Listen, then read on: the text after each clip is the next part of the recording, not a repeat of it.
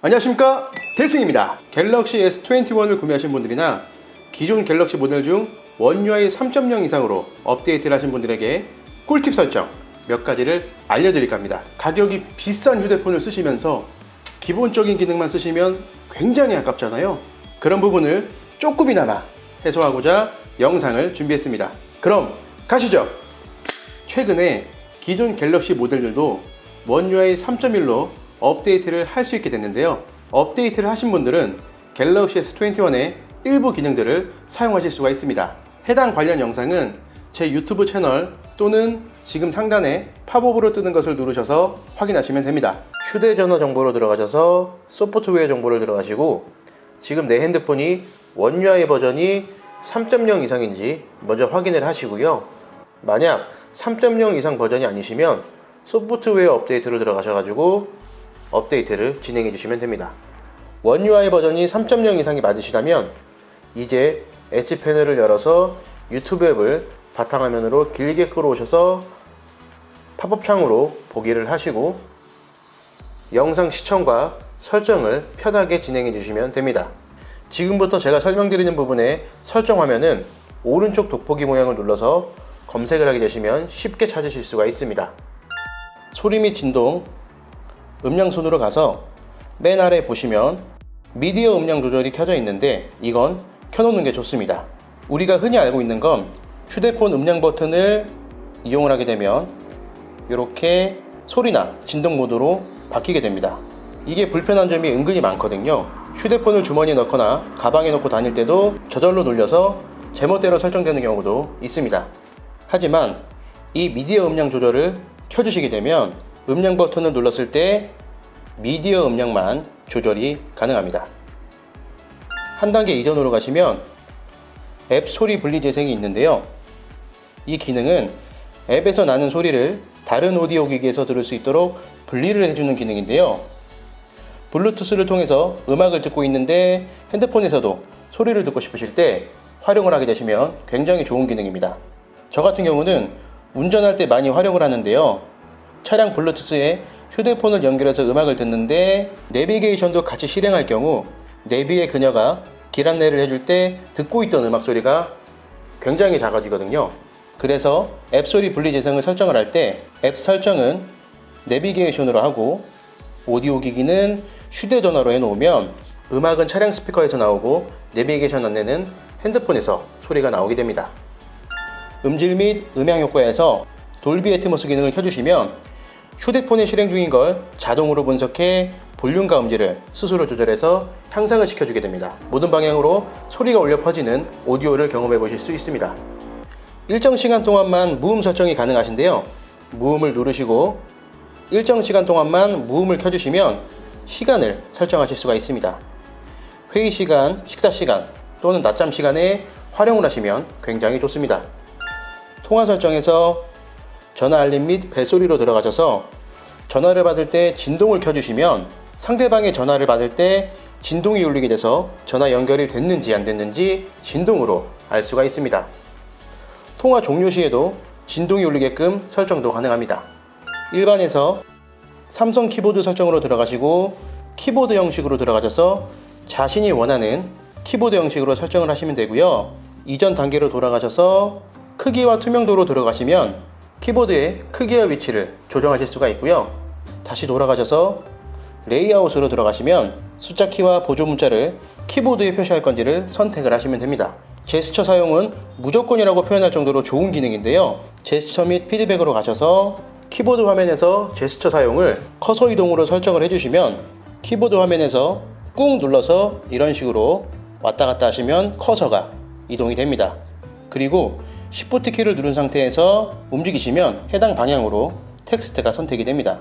문자 입력을 잘못했을 때는 손가락 두 개로 키보드를 왼쪽, 오른쪽 이렇게 드래그를 하시면 실행과 취소도 반복할 수가 있습니다. 손을 사용하지 못하는 경우 음성으로도 타이핑이 가능한데요. 측면 버튼을 길게 누른 상태에서 말을 하게 되면 빅스비가 음성 인식을 해 타이핑을 대신 해줍니다. 이 기능은 빅스비 최초 설정을 하셔야 가능합니다. 사진 파일을 공유하실 때 프라이빗 쉐어를 이용해서 공유를 하게 되면 받는 사람이 파일을 저장하거나 캡처 또는 녹화를 할 수가 없습니다. 그리고 설정에서 공유 최대 만료 기한까지 설정을 할 수가 있어서 보안 파일들을 보내실 때 굉장히 좋습니다. 알림에서 고급 설정, 플로팅 알림으로 가셔서 스마트 팝업으로 알림 확인을 설정하면 설정된 어플에서 알림이 올 경우 화면에 아이콘이 표시가 되고 클릭을 하게 되면 팝업으로 앱이 실행이 됩니다. 영상을 시청 중일 때 중단 없이 확인할 수 있어서 굉장히 유용하실 거고요. 자주 사용하는 앱들을 설정을 하시면 됩니다. 홈 화면 설정으로 가신 후 앱 아이콘 배치를 눌러주시면 숫자나 동그란 점 이 두 가지가 있는데요. 이건 개인 취향대로 설정을 하시면 되고요. 그 아래에 앱 아이콘의 알림 표시는 켜주시면 좋습니다. 이 설정을 켜주시면 알림이 온 앱을 길게 눌렀을 때 알림이 온 내용들을 확인하실 수가 있습니다. 알림의 고급 설정으로 가서 알림 기록은 꼭 켜시고 사용하세요. 알림이 오면 여기에다 기록이 남는데 알림창에서 알림을 지워도 여기에는 내용이 다 남아 있습니다. 카카오톡 같은 경우 상대방이 삭제한 메시지도 여기에는 그대로 내용이 남아 있어서 확인할 수가 있고요. 내가 놓친 알림이 있어도 여기서 확인할 수가 있습니다.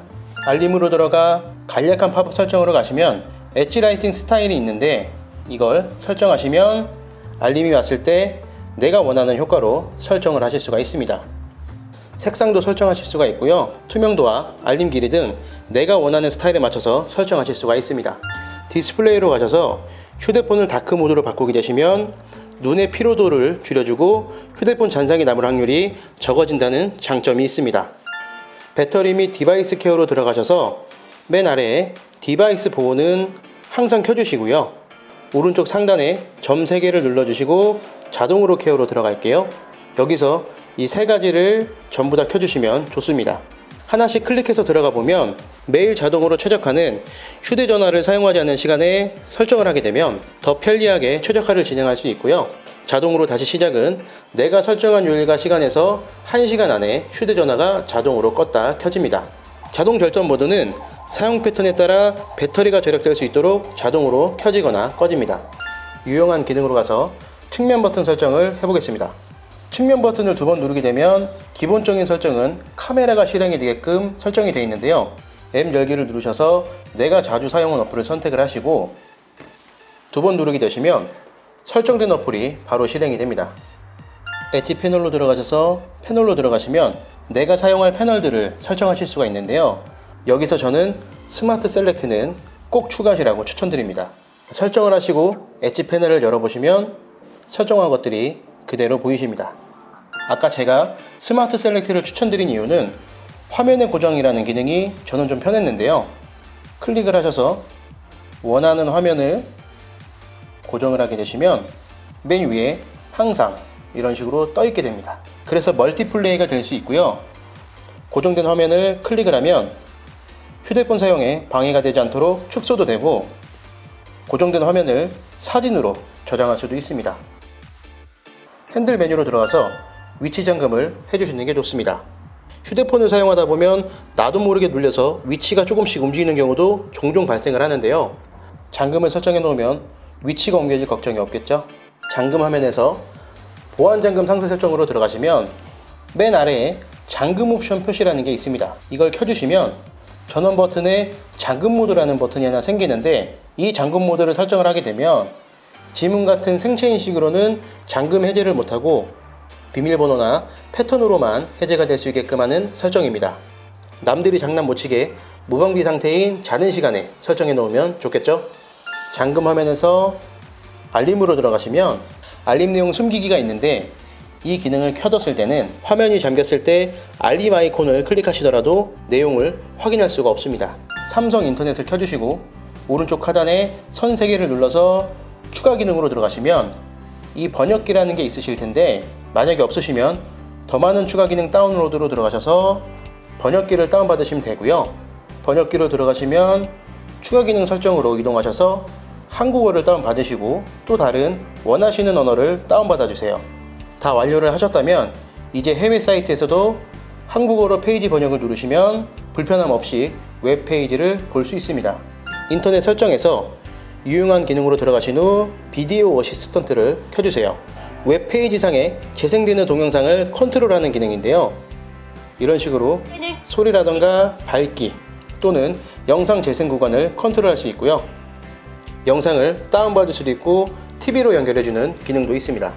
다시 한번 추가 기능에서 광고 차단 기능으로 들어가 애드가드를 설치를 받아서 켜주시면 되는데요. 켜주시게 되면 웹 서칭을 하실 때 광고들이 중간중간에 노출이 되는데 그런 보고 싶지 않은 광고들을 차단을 해주게 됩니다. 확인을 해보시면 마지막 페이지에서 몇 개의 광고를 차단했는지 확인이 가능합니다.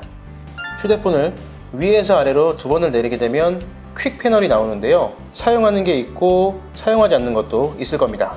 맨 우측으로 이동을 해서 더하기 버튼을 누르게 되면 추가를 하거나 제거를 할 수 있는 설정 화면이 나오게 되는데 여기서 이 퀵 패널들을 정리를 하시면 됩니다. 현재 열려있는 앱들을 보실 때 아래에 보시면 최근 앱들이 뜨는데요.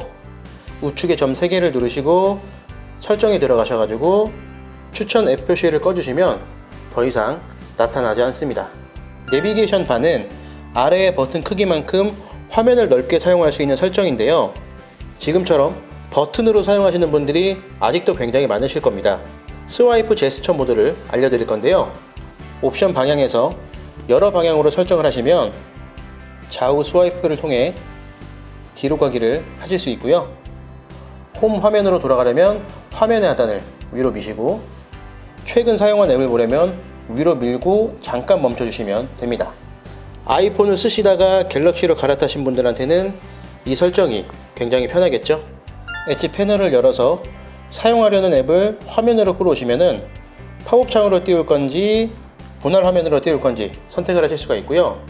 자주 사용하는 어플들을 서로 조합을 하실 수도 있습니다.